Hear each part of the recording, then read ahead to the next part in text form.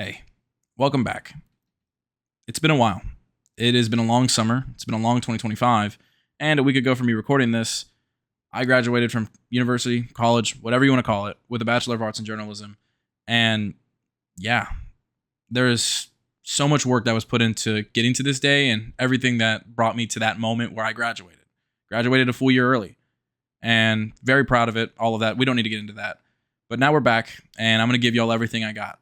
The NFL season is a few weeks away, and I couldn't be more excited to get back to work with this. So today we're going to be talking about the Denver Broncos and doing a season preview for a team that now has real expectations after coming off a 2024 season where they outperformed all expectations. I'm very excited to see what this Denver Broncos team looks like, and we'll get into all that in just a second. If you're watching this, if you stuck around, if you're still watching this YouTube channel with inconsistent videos and barely any content in 2025, thank you so much, and the best is yet to come. This is Son of a Sports. Let's talk about the Denver Broncos today.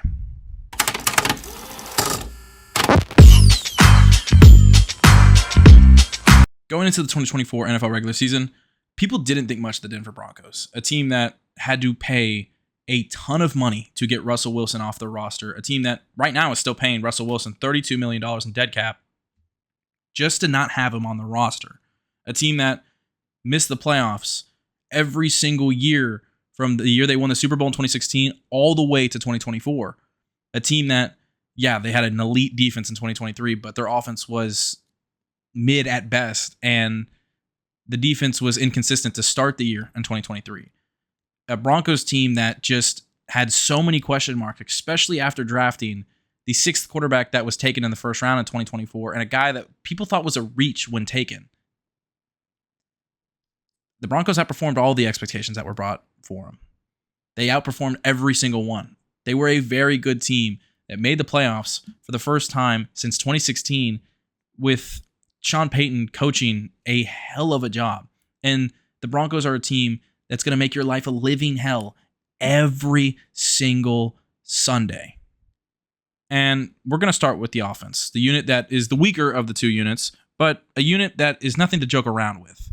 In 2024, that was the unit that wasn't going to have many expectations, especially considering they had a rookie quarterback that was thought to be the weakest of the 6 first-round quarterbacks taken in 2024. But let's start with Bo Nix. The guy did not start the season off very well. He struggled pretty early, but he ended the season with 29 touchdowns, 12 picks, which 29 touchdowns was 6th in the league, a 93.2 passer rating, which is 18th in the league, okay, but the completion percentage was pretty good, 66%. He had a 0 EPA per dropback, which, that's around league average, something that is perfectly fine for a rookie, and I think one of the better ones for rookies in the entire group. And he was 6th in attempts in the league in terms of passing attempts, you know what I mean? And that's kind of crazy to do for a rookie that you were supposed to have training wheels for, which, not to say Sean Payton didn't. He definitely did. And this unit added a lot over the offseason. This unit is much different going into next year in terms of the playmakers that Bo will have around him. And I think they're going to be much more two-dimensional in terms of passing and rushing offenses. And because the rushing attack last year was just kind of subpar, or I'd say below average, because they didn't have the personnel to really have that elite running game that Sean Payton loves to have. They were 16th in terms of their rushing offense, and that's fine. That's league average, but they just didn't have the personnel to be a top of the line unit. I think it was more scheme and offensive line based in their success than anything else. But over the offseason, they added J.K. Dobbins, a guy that had a very good year in 2024 and a bounce back year after suffering so many injuries from 2021 to 2023. And he was even hurt last year and still a 1,000-yard rusher. And they drafted R.J. Harvey, a guy that a lot of people were excited about in the draft process. And I think both these guys are going to complement the rushing attack pretty well and add something to this Broncos offense that they really, really needed. And another thing to note, they were 30th last year in yards after contact. That's going to be very, very different in 2025. Javonte Williams is no longer a Bronco. And that's not to diss Javonte Williams. He was really, really good when healthy, but after his injuries, he just wasn't the same player. And I hope he is the player he once was, better than that on the Cowboys. not just as a Cowboys fan, but as someone that just wants to see players succeed. Then in the draft, they added Pat Bryant, who, yes, that was a criticized pick because he was not viewed as anything above maybe a 4th rounder, 5th rounder. And I think his skills are definitely going to be something that's interesting to see at the NFL level because he's not the fastest guy whatsoever. But I think he complements Cortland Sutton, Marvin Mims, and Troy Franklin pretty well. He's a very good blocker. You're noticing that in preseason. I think you have to be a good blocker to earn these reps on these rosters with Sean Payton and Ben Johnson. I think Ben got that from Sean Payton, to be fair. And he's got good hands. You're noticing that a lot. I think he had a strong preseason. And another thing, he's a more physical receiver, and I think the strength is going to be something he can play with in this preseason or in this season. I don't think he has to immediately be a top 3 receiver on this team, and I don't think he's going to be, but I think he can be someone that complements this receiving core pretty well. I mentioned Troy Franklin, who did not have a very good rookie season whatsoever. That's totally understandable. We'll get into them in just a second. And then the other addition they added was Evan Ingram. This was through free agency, and one of the biggest positions of need for the Broncos over the last, let's just say, decade is tight end. Noah Fant was not the wide receiver, the tight end they drafted him to be in the first round. Greg Dulcich was not the tight end they wanted him to be to replace Noah Fant. They just had a very weak tight end room. Honestly, probably the second worst tight end room in the NFL last year, maybe the worst. The only other team that's comparable is the Colts, who drafted a first-round tight end. And we'll talk about their draft pick in the first round in just a minute. Evan Ingram was a very good signing, and when healthy, has been one of the best tight ends in the NFL over the last, I'd say, 3 years, since joining the Jaguars in 2022.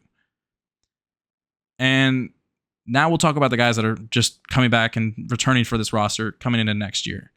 Cortland Sutton, I know, 28, 29 years old, an older wide receiver, but he just got locked down on a pretty good deal that doesn't put the Broncos in a situation that they're locked into him, but gives him the money and security that he gets a good extension in his last major extension in his time in the NFL.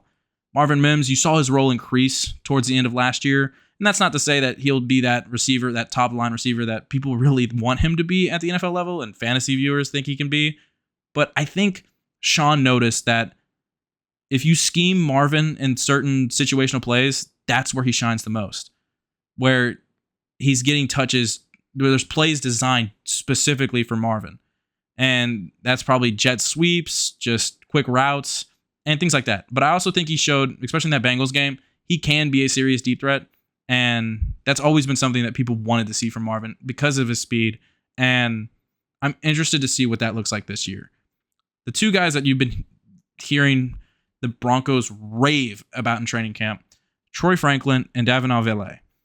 Troy Franklin was someone that struggled a lot in his rookie year. I already mentioned that. And it was interesting to see him taken in the 4th round, and it was totally understandable for the Broncos to do that considering the connection he had with Bo Nix. But he didn't weigh very much, and he is a taller wide receiver, and there were so many concerns there with that. And I also think because he didn't have the talent that someone like Devontae Smith had, there was concerns there, how he'd be at the NFL level. And those concerns showed in his rookie year. But if you're noticing something from preseason and training camp, the Broncos love him. The Broncos think he can be a guy in that system for the future. And I'm very excited to see what that looks like. Valet, I know he's had his injuries throughout training camp, but Sean Payton, every single time he talks about him, he raves about him. And that means a lot from a guy that is so serious like Sean Payton is. And again, I don't know how this offense is going to be in 2025, but that's why we're here. We're here to predict. I think this offense is going to be above league average again. I can see Bo Nix very much replicating the success he had in 2024 and add on to it. He was 6th in the league in passing touchdowns, and I think he can be even better than that. Maybe they have a slow start offensively like they did last year, but Sean Payton over the last 2 years has had slow starts offensively, then got the ball rolling and proved that when Sean Payton gets his system with the training wheels and all of that, Sean Payton is going to design one of the best offenses in the NFL. And I very much anticipate that to be the case in 2025. The rushing attack only adds to the Sean Payton offense.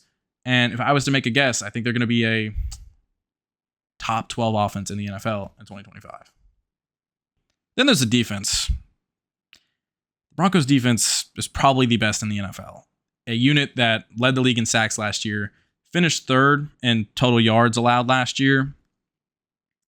and returned 14 of their 15 starters, only losing Cody Barton, and replacing Cody Barton is Dre Greenlaw, who, when healthy, is an all-pro caliber linebacker. Then they also added Talanoa Hafunga, who, when healthy, is a very, very good strong safety. Yes, he's had his health issues and play issues over the last few years, and when on the field, he hasn't played at the level that you expect from him. But when healthy and really at 100%, Hafunga has shown he can be a very good to elite level strong safety. And that was one of their main needs. Brandon Jones and Hafunga seems like a very, very good safety core, and I'm very excited to see what that looks like.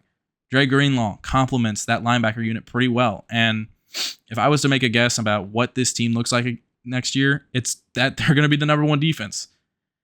We'll talk about the safeties in just a moment, or the DBs in just a moment, but let's go with the defensive line real quick. The defensive line unit that led the league in sacks. Nick Benito with 13.5. I think he's going to follow that up again. This is a younger defensive line unit, pretty much. Jonathan Cooper had 10.5 sacks last year. Zach Allen, who has been one of the most underrated defensive players in all of football over the last few years, had 8.5 sacks. John Franklin Myers with 7 sacks. Jonah Ellis with 5 sacks as a rookie. I'm really excited to see how this unit fares again in 2025. And man, outside of that Miami game in 2023, they have been a consistently dominant defensive unit for so many reasons. Then, the DBs. Like I said, the safety room with Hafunga and Brandon Jones, as long as they're healthy, that's a really, really solid unit. And then their draft pick, Jahdae Barron. Nickel has become one of the most important positions in modern NFL defenses. And Jahdae in this draft didn't have all the physical tools in the world to scream elite outside corner, but he did scream elite nickel, and I'm very, very excited to see what he's like there. This Broncos defense didn't need to add much to be a top-of-the-line defense in the NFL, but they did so by adding Barron, Hafunga, and Greenlaw. Jahdae, I am so excited to see what he looks like at the NFL level, especially considering who the other two cornerbacks are going to be in that room. And Riley Moss, who has proven that he can be a very good cornerback too, And I believe last year was year 2 for him. And to start last year, he was elite. He was very, very freaking good. And one of the most underrated corners in the NFL. I do not care what his PFF grade is. And then the guy I have not mentioned yet. The defensive player of the year, reigning defensive player of the year, Patrick Surtain. The guy's special. Like, there's not enough words in the English language to talk about Patrick Surtain and how stellar he is as an athlete. The guy is what rounds about this defense. It makes this defense the best unit in the NFL. Yes, they lead the NFL in sacks. Yes, they have good safeties now. Yes, the two other corners in that room, or the nickel and Riley Moss, are very good. But you don't get to the quarterback if Patrick Surtain isn't shutting down the other team's wide receiver. If he isn't forcing the passing attack to be so careful, because he's right there to pick him off or get a PBU. Like I said, I think this unit's probably going to be the number one defense in the NFL next year, and there's so many reasons why to like it. Patrick Surtain, Riley Moss, and Brandon Jones, returning guys. Jahdae Barron, Talanoa Hafunga are just guys that are going to be adding to this room, and if healthy, are going to be the best thing we've seen since no fly zone for this unit, for this DB rotation for the Broncos.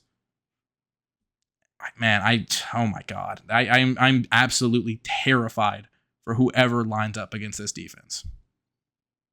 Looking at the schedule, I could very much see a 12-5, optimistically see a 13-4 season from this Broncos team.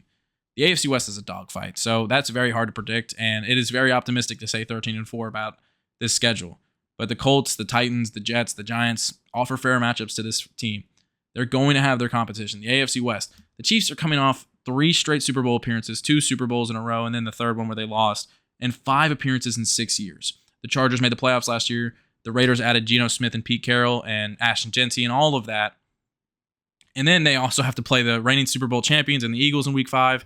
They have to play the Washington Commanders in Week 13. and they have to play the Packers in Week 15. Not to say the Jaguars and Cowboys are matchups that they're going to struggle with or aren't going to struggle with, but I mean, they sort of own the Cowboys number, and yeah, let's just say that. Either way, I think the Broncos are going to have a very good year next year, and there are realistic AFC Championship, AFC divisional round expectations for this team now that they're building what they really want to see. I very much think highly of Sean Payton and anticipate him pushing this team further. They're no longer the underdog. They're a team that added 4 really good guys when healthy over the offseason after making the playoffs. A thing to note here too. The Broncos staff, health-wise, has drastically improved over the last year. And that's something I think Sean Payton desperately pushed for, considering he came from a New Orleans Saints organization that has, I don't personally know these people. I'm not going to comment on their jobs, but let's just say there's a lot of injuries for the Saints and Pelicans teams who share the same health staff for a reason. And the Broncos have a very good health staff. And outside of Greenlaw, Hafunga, Evan Ingram, and J.K. Dobbins, knock on wood, have shown good signs of health so far. And I hope all of these guys stay healthy and play at their best levels of football going into next year. And if they do so, again, like I said, I could very much see this Denver Broncos being a 13-4 team, making the divisional round, even making the AFC Championship and shocking a lot of people. Because it's not just superstar level play from the quarterback. It can also be having the best defense in the NFL and having just enough play from a quarterback. And Bo Nix is not just having enough play from a quarterback. He was 6th in the league in touchdowns last year. I understand he's not a top 10 quarterback, but he's a very good one. And he's shown he can be a very good one when asked to be in Sean Payton's system. It can be just the level of roster play and scheming, which Sean Payton has shown he will be one of the best offensive head coaches in the league when it comes down to it. That's just always Sean Payton's way. He'll start slow offensively, and then as the season progresses, right around halfway through, yeah, you're going to see just an explosion from him and him really just taking the training wheels off and him playing his level of football his way. With that said, I'm really excited about this Broncos team next year and have real expectations like a lot of people do. If you've enjoyed this video, I hope you stay around. I hope you subscribe. I hope you keep watching. And this is Son of a Sports. I'll catch y'all next time.